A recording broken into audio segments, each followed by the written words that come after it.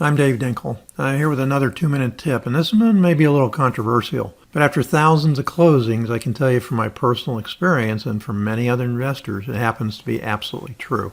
Now, the question is, should I go to the closing? Now, that may sound like an obvious question, like, gee whiz, I have to go to the closing because I have to sign documents and I have to pick up a check or make sure they have my wire instructions correct. I would suggest the only reason to pick up a check is so you can hold it up and show people I made this much money on the transaction, which isn't accurate.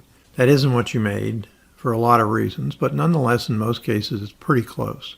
But my suggestion to you about going to closings is do not go to closings. In terms of signing documents, you can sign them the day before. You can sign them at a different time of the day when the closing is going to occur. But what you're setting yourself up for is the seller has some kind of small seller's remorse and they decide they want a better price at the last minute. Also, on the flip side, your end buyer could do the same thing to you.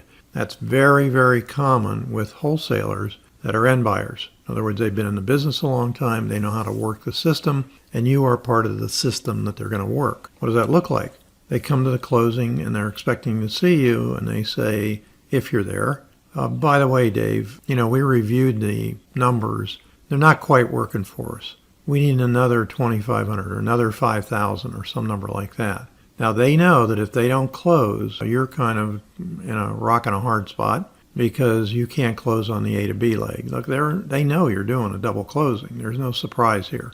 So what are you going to have to do? You stare at them and you say, oh my God, I'm going to give you the discount. And they walk away with anywhere from $2,500 to maybe as much as $10,000. So here's what I'm suggesting. Don't go to the closings. Now, why would you want to go to the closings? The only benefit is if you want to get a testimonial from the seller. And what I suggest you do is you get your testimonial the day before or the day of the closing. How do you get it the day of the closing if you're not there? You have the closing agent insert one small document that has 2 paragraphs that says, I, as the seller of 123 Main Street, worked with Dave Dinkle, and he was honest, reputable, and whatever else. Now, if they won't sign that at closing, it's not going to do you any good to be there, believe me. There you go.